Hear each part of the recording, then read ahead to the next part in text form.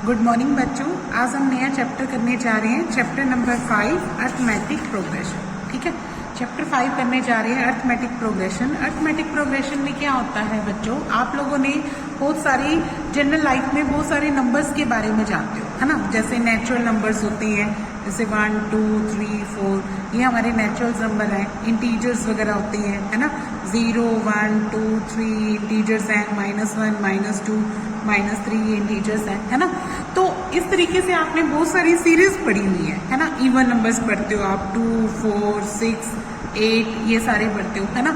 Odd numbers पढ़ते हो, 1 3 5 7। तो ये सारी क्या होती है, सीरीज होती है ना। ये लिस्ट ऑफ नंबर्स आपने बहुत सारी पढ़ी हुई है।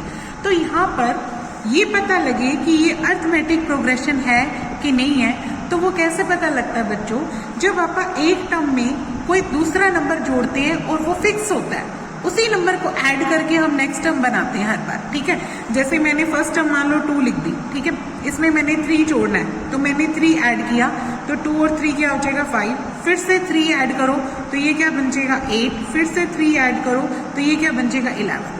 तो इस टाइप से जो सीरीज बनेगी वो सीरीज क्या कहलाएगी बच्चों, अर्थमेटिक प्रोग्रेशन। क्या कहलाएगी, अर्थमेटिक प्रोग्रेशन, या शॉर्ट में क्या बोलोगे आप इसको, एपी, है ना। इसका मतलब ये होता है कि जब आप एक फिक्स नंबर ऐड करते हो हर टर्म में, हर प्रीसीडिंग टर्म में, प्रीसीडिंग मतलब पिछले टर्म में, जैसे मैंने 2 में 3 ऐड किया तो 5 आया, 5 में 3 ऐड किया तो 8 आया, 8 में 3 ऐड किया तो 11। जो हर टर्म है पिछली टर्म, उसमें आप एक फिक्स नंबर ऐड करते हो, उसमें आप क्या करते हो, एक फिक्स नंबर ऐड करते हो, प्लस करते हो, तो जो नया नंबर आता है और उससे जो आप सीरीज तैयार करते हो, तो उस सीरीज को क्या बोलते हो, अर्थमेटिक प्रोग्रेशन, यानी एपी बोलते हो। ठीक है, उस जो फिक्स नंबर को बोलते हैं, जोड़ते हैं, तो उस नंबर को क्या बोलते हैं आप, डी। क्या बोलते हैं, डी। डी क्या होता है, यहाँ पे कॉमन डिफरेंस होता है। डी को आप क्या बोलोगे, कॉमन डिफरेंस। ठीक है, कॉमन डिफरेंस क्यों बोलते हैं, क्योंकि जब आप इन दोनों को माइनस करेंगे तो क्या आएगा, 3 आएगा। इन दोनों को माइनस करोगे तो 3 आएगा, इन दोनों को माइनस करोगे तो 3 आएगा। तो हर बार जो आपने 3 ऐड किया तो वो क्या बन जाएगा, अपना कॉमन डिफरेंस बन जाएगा। यानी हर पिछली वाली टर्म में से पहली वाली टर्म घटाते हो तो वो क्या आता है, डिफरेंस सेम आता है। तो इसलिए इसको क्या बोलते हैं आप, कॉमन डिफरेंस बोलते हैं। ठीक है, अच्छा, जो फर्स्ट टर्म होती है उसको ये से स्टार्टिंग से आप जो बोलते हैं, उसको फर्स्ट टर्म को आप ए से डिनोट किया करोगे। किससे डिनोट करोगे, ए से। ए क्या होता है, अपनी फर्स्ट टर्म होती है। ए क्या होता है, फर्स्ट टर्म। ठीक है, अब इस ए में अगर आप ऐड करते जाते हैं, जैसे अपना डी अपना कॉमन डिफरेंस है, तो फर्स्ट टर्म क्या बन जाएगी, ए। सेकेंड टर्म क्या बन जाएगी, ए प्लस डी। ऐसे ही थर्ड टर्म क्या बन जाएगी, ए प्लस डी, है ना, यानी ए प्लस 2d बन जाएगी। फोर्थ टर्म क्या बन जाएगी, ए प्लस 3d बन जाएगी। ऐसे आपकी क्या आती सीरीज तैयार हो जाएगी, है ना। हर बार आपने क्या जोड़ना है, डी ही जोड़ना है। तो डी जोड़ते हो तो ये जनरल एपी को लिखने का तरीका, जनरल एपी ऐसे लिखी जाती है। फर्स्ट टर्म हमेशा ए, सेकेंड टर्म ए प्लस डी, थर्ड टर्म ए प्लस 2d, फोर्थ टर्म ए प्लस 3d। ठीक है, अब एक चीज देखो, इसकी डेफिनेशन भी यही कहती है कि अगर एक अर्थमेटिक प्रोग्रेशन है, is a list of number, वो लिस्ट ऑफ नंबर होती है जिसमें इन विच ईच टर्म, हर टर्म कैसे ऑब्टेन की जाती है, by adding a fix number to the preceding term.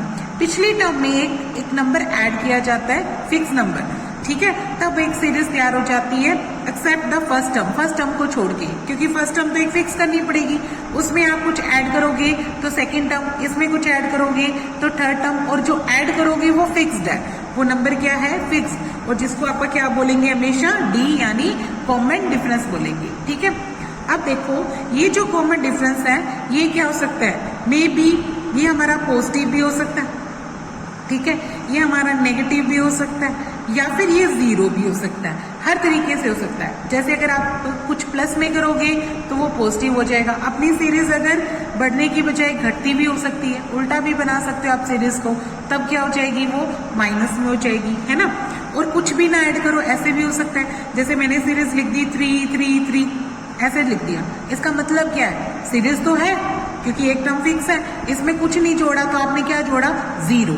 तो इस केस में अपना डी क्या बनेगा, 0। ठीक है, और ये जो डी होता है वो कैसे निकालते हैं, हमेशा नेक्स्ट टर्म में से पिछली टर्म घटाते हैं। ठीक है, हमेशा प्रीसीडिंग में सक्सीडिंग में से कौन सी घटाते हैं, प्रीसीडिंग टर्म घटाते हैं। अब देखो जो टर्म्स होती है उन टर्म्स को भी आप नाम देते हो, जैसे फर्स्ट टर्म को आप ए या A1 भी बोल सकते हो। क्या बोल सकते हो? ए या क्या बोल सकते हो? A1। सेकेंड टर्म को क्या बोलोगे? सेकेंड टर्म को बोलोगे A2। थर्ड टर्म को क्या बोलोगे?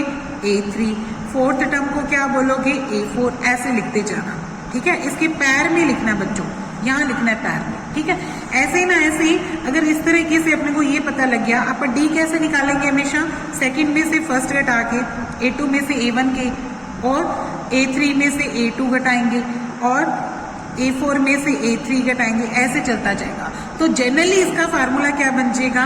यानी K में से, यानी अगर मान लो कि कोई टर्म है उसमें से आप K-1, यानी इससे पिछली टर्म क्या होगी? K-1 ना, तो वो घटाएंगे तो हमारा क्या आ जाएगा? D, यानी कॉमन डिफरेंस आ जाएगा। तो कॉमन डिफरेंस का फार्मूला क्या होता है बच्चों? AK-1, ठीक है। यानी kth टर्म में से K-1th टर्म घटानी है। kth टर्म में से क्या घटानी है?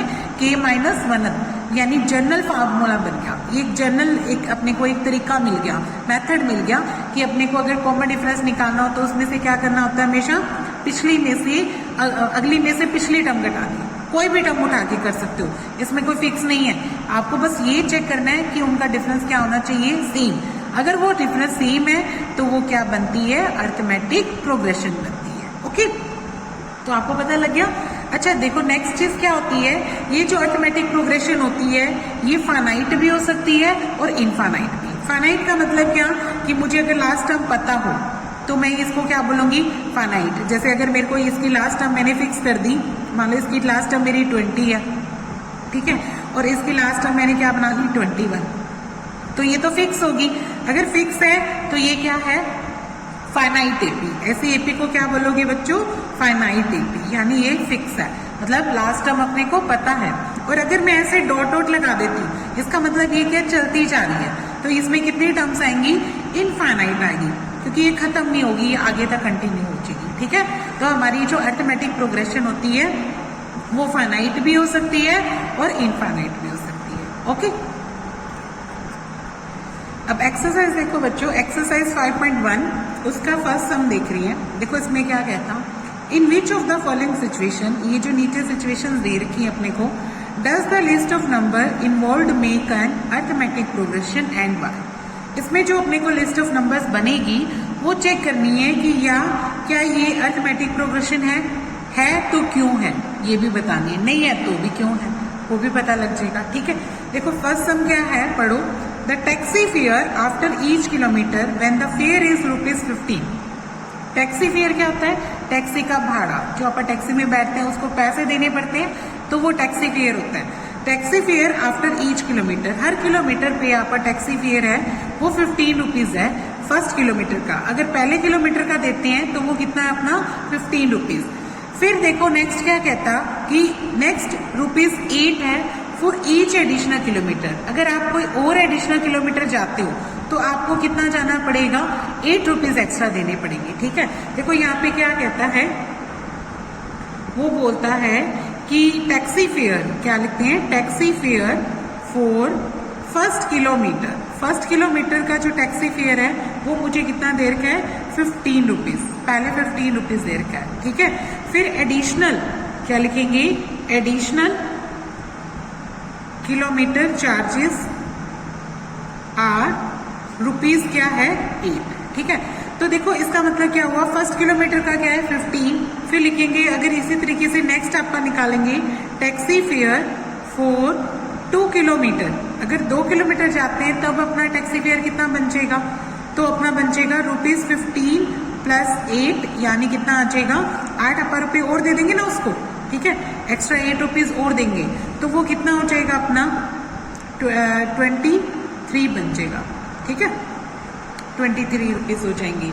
अब ऐसे ही अगर आप और जाते हैं टैक्सी फेयर फॉर, अगर आप 3 किलोमीटर जाते हैं तब कितना आ जाएगा?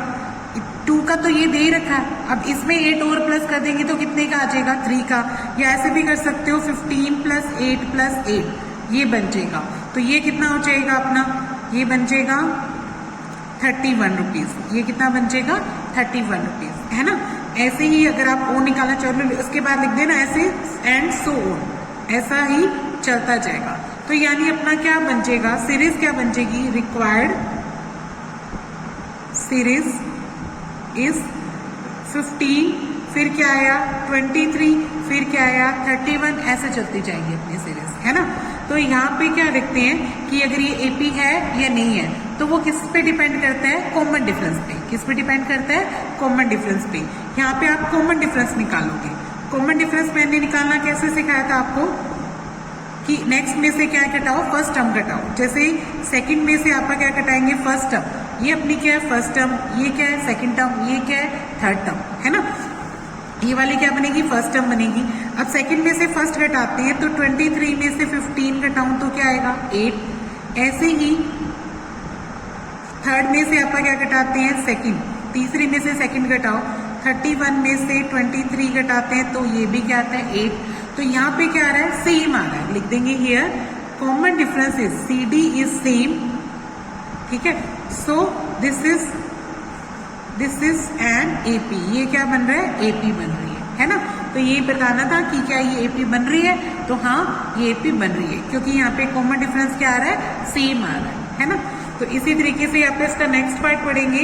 नेक्स्ट पार्ट में देखो क्या कहता, amount of air present in cylinder. Cylinder में जो अमाउंट ऑफ एयर प्रेजेंट है, when a vacuum pump removes 1/4 of the air remaining in the cylinder at a time, ठीक है। वो कहता कि अपने को अमाउंट जो प्रेजेंट होगी किसमें, सिलेंडर में, उसकी सीरीज बनानी है। सीरीज किसकी बनानी है, जो अमाउंट ऑफ जो एयर है वो किसमें हो, सिलेंडर में, ठीक है। जिसमें हमने क्या करना है, हर बार 1/4 रिमूव करनी है। जो भी बची हुई होगी, हर बार जितनी भी बची होगी उसमें से 1/4 रिमूव कर दो, और फिर जो बच जाती है वो निकालो। फिर 1/4 रिमूव करो, फिर निकालो, फिर 1/4 रिमूव करो, फिर निकालो। तो देखो इसमें क्या हुआ, स्टार्टिंग में मान लो कितनी एयर है वो नहीं पता, तो ठीक है। तो पहले लेट आप कर लेते हैं, let in starting air present in cylinder, air present in cylinder. Cylinder में मान लो कितनी एयर प्रेजेंट है, मान लो कुछ भी मानना है, तो मैंने V मान लिया, ठीक है। यानी V क्या बनेगी, मेरी फर्स्ट टर्म बनेगी बच्चों। यहाँ पे A1 की वैल्यू क्या आएगी, V।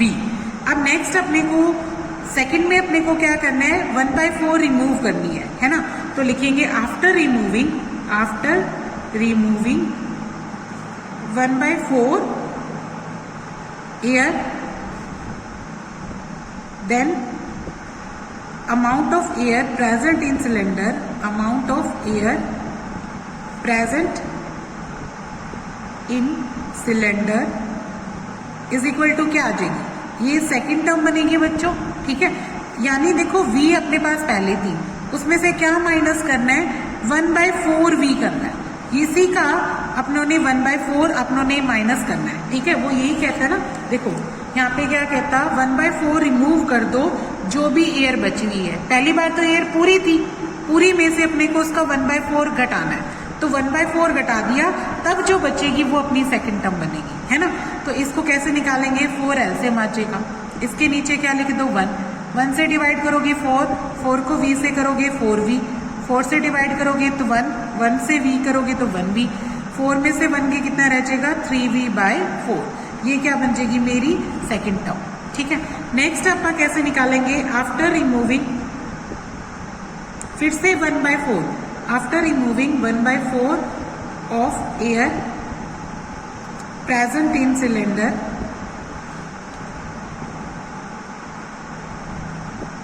Then amount of air is क्या आ जाएगी, थर्ड टर्म। थर्ड टर्म कैसे निकालूं, अब अपने पास देखो पड़ी कितनी थी, ये वाली पड़ी थी 3/4 भी पड़ी थी, ये पड़ी है 3V/4। इसमें से क्या माइनस करेंगे, 1/4 ऑफ 3V/4। इसी का 1/4 घटा देंगे अब अपने पास है कितनी, इतनी, सेकंड टाइम। उसमें से कितनी घटानी है, 1/4 घटाना है उसी का। तो ये कैसे बन जाएगा, 3V/4 माइनस ऑफ का मतलब क्या होता है, मल्टीप्लाई, यानी 1/4 इंटू 3V/4, ठीक है। तो ये क्या बन जाएगा, 3V/4 माइनस 3V/16। तो आप इसको एलसीएम ले लेते हैं, ये कितना आएगा, 16। 4 से इसको डिवाइड करो 4 पे कटेगा, 4 को 3 से मल्टीप्लाई करो 12 भी आ जाएगा। 16 के 1 को 3 से करोगे तो 3 भी आ जाएगा। 12 में से 3 घटाओगे तो 9 बाई क्या रचेगा 16 भी। ठीक है, तो ये क्या आ जाएगी मेरी थर्ड टर्म। ऐसे ही चलता रहेगा। फिर अपन नेक्स्ट क्या लिख देंगे एंड सो ऑन। नेक्स्ट क्या लिख देंगे and so and so on, ऐसा चलता रहेगा। तो रिक्वायर्ड सीरीज क्या आ जाएगी वो लिखते हैं अपन, रिक्वायर्ड सीरीज। रिक्वायर्ड सीरीज क्या आएगी, देखो बच्चों पहली बार v थी है ना, सेकंड क्या थी अपनों ने जब माइनस करके निकाली थी वो कितनी आई थी ये वाली। सेकंड टर्म क्या है 3v/4 और थर्ड टर्म क्या है 9/16 ठीक है, यहाँ पे लिखेंगे फर्स्ट टर्म तो v है, फिर है 3v/4, फिर क्या है 9/16 ऐसे चलती जा रही है। ठीक है, अब हेयर कॉमन डिफरेंस निकालते हैं। Here common difference, common difference निकालने का तरीका क्या बताया था, सेकंड में से क्या घटाओ फर्स्ट टर्म। देखो सेकंड क्या है 3/4v, उसमें से v घटा दो तो कैसे करेंगे 4 एलसीएम आ जाएगा, 4 × 1 = 4 तो 3v, बीच में माइनस का निशान, इसके नीचे 1 है, 1 से डिवाइड करोगे 4 को v से 4v, 4v में से 3v घटाओगे तो कितना रह जाएगा माइनस का 1 रह जाएगा, माइनस का 1/4v आ जाएगा। ठीक है, फिर आप इसको कैसे निकालेंगे और कॉमन डिफरेंस कैसे निकलेगा, थर्ड में से क्या घटाएंगे आप सेकंड घटाएंगे, तो वो करके देखो। थर्ड क्या है 9/16 उसमें से 3/4v घटाओ तो क्या आएगा 16 एलसीएम आ जाएगा, 16 × 16 9 भी आएगा, 4 से इसको डिवाइड करोगे 4 3 से क्या आ जाएगा 12v, जब आप इसको सब्ट्रैक्ट करोगे तो क्या आएगा 12 में से 9 के कितने रहते हैं माइनस का 3/16v। ठीक है, क्या ये सेम आया, नहीं आया ना, ये तो सेम नहीं है, तो यहाँ पे लिख देंगे a2 - a1 is not equal to a3 - a2। ठीक है, it means this implies common difference is not same, so this is not an AP, तो ये AP नहीं है। तो इसका रीजन भी पता लग गया, क्योंकि कॉमन डिफरेंस सेम नहीं था तो ये AP नहीं बनी। ठीक है, अब इसका नेक्स्ट पार्ट देखो, थर्ड पार्ट क्या कहता है, देखो the cost of digging a well after every metre of digging. भी अपने को कॉस्ट ऑफ डिगिंग निकालना है कुएं का, मतलब आप गड्ढा खोद रहे हो, कुआं खोद रहे हो और आपने उसका खर्चा निकालना है। कैसे निकालना है, कहता कि जब आप when it cost is 150 rupees for first, पहले मीटर का तो खर्चा फिक्स है कितना 150, और अगर आप राइजेस करते हैं फॉर सबसीक्वेंट मीटर वो कितना आ जाता है 50 रुपीज, हर बार 50 रुपए अपने को एक्स्ट्रा देंगे। ठीक है, वो क्या कहना चाहते हैं कि अगर अपना क्या लिखेंगे cost of digging well for first metre के लिए तो अपने को कितनी कॉस्ट देनी पड़ती है, A1 मान लो उसको, और वो मुझे कितनी देनी पड़ती है 150 रुपीज देनी पड़ती है, 150 रुपये। ठीक है, फिर इसके बाद आप क्या लिखेंगे cost for each subsequent metre, इसकी सबसीक्वेंट मीटर की कॉस्ट अपने को कितनी दे रखी है 50 रुपये, है ना। तो इसका मतलब ऐसे ही कॉस्ट ऑफ डिगिंग फॉर, ऐसे निकालोगे cost of digging a well for 2 metre के लिए निकालेंगे। अगर 2 मीटर के लिए निकालेंगे तो वो सेकंड टर्म हो जाएगी, वो कैसे निकलेगी 150 रुपये तो 1 मीटर का लेगा और 50 रुपये क्या लेगा वो एडिशनल का, तो वो कितनी हो जाएगी बच्चों 200 रुपये, कितनी हो जाएगी 200 रुपये, है ना। फिर इसी तरीके से cost of digging for 3 metre की निकालेंगे, A3 बोलेंगे आप, वो कितनी आ जाएगी 150, तो फर्स्ट का 50, सेकंड के लिए 50, थर्ड के लिए, तो टोटल उसके कितने रुपये आ जाएंगे 250 रुपीज आ जाएंगे। ठीक है, एंड सो ऑन, ऐसा क्या हो जाएगा चलता जाएगा। 3 टर्म निकाल लेना सफिशिएंट है ना। अब यानी रिक्वायर्ड सीरीज क्या है बच्चों, यहाँ पे रिक्वायर्ड सीरीज क्या आ जाएगी, फर्स्ट टर्म आई 50, सेकेंड टर्म आई 200, सॉरी फर्स्ट टर्म आई 150, सेकेंड टर्म आई 200, थर्ड टर्म आई 250, ऐसे चलती जा रही है, ठीक है। फिर निकालो CD यानी कॉमन डिफरेंस। कॉमन डिफरेंस कैसे सिखाया था, A2 में से A1 घटाओ, ठीक है।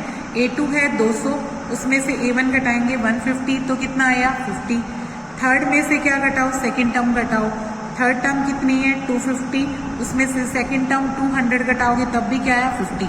तो ये तो सेम आ गया, लिख देंगे here common difference is same, ये क्या आया same. So this is N AP, this is N AP, ये क्या बन रहा है AP बन रहा है, ठीक है। नेक्स्ट देखो, इसके बाद फोर्थ पार्ट देखो इसका। देखो फोर्थ पार्ट में क्या कहता, the amount of money in the account every year when ₹10,000 is deposited at compound interest at 8 rupees per annum, ठीक है। यहाँ पे हमने 10,000 रुपीज डिपोजिट किए हैं और हमें क्या निकालनी है, अमाउंट निकालनी है मनी की जो हमारे अकाउंट में हो जाएगी एवरी ईयर, ठीक है, हर साल में। और रेट ऑफ इंटरेस्ट कितना दे रखा है बच्चों, 8%। ध्यान रखना यहाँ पे जो कंपाउंड इंटरेस्ट किसके हिसाब से दिया है, कंपाउंड इंटरेस्ट के हिसाब से दिया। इंटरेस्ट दो तरीके के इंटरेस्ट होते हैं ना, एक तो क्या होता है सिंपल इंटरेस्ट और एक क्या होता है कंपाउंड इंटरेस्ट। तो यहाँ पे कंपाउंड इंटरेस्ट है। सिंपल इंटरेस्ट का फार्मूला क्या होता था, PRT अपॉन में 100। और कंपाउंड इंटरेस्ट कैसे निकालते थे, P into 1 plus R by 100 की पावर n, और उसमें से क्या घटाते थे, प्रिंसिपल घटा देते थे। तो ये क्या निकल जाता था, कंपाउंड इंटरेस्ट निकल जाता था, ठीक है। अगर अमाउंट निकालनी होती थी तो ये माइनस ही नहीं करते थे अपन, है ना। तो यहाँ पे दूसरा है कंपाउंड इंटरेस्ट के फार्मूले से निकालना है। अब देखो यहाँ पे अपने पास स्टार्टिंग में कितने रुपीज अपनों ने अमाउंट जमा की है वो लिखते हैं, ठीक है। In starting amount is present या amount is deposited in account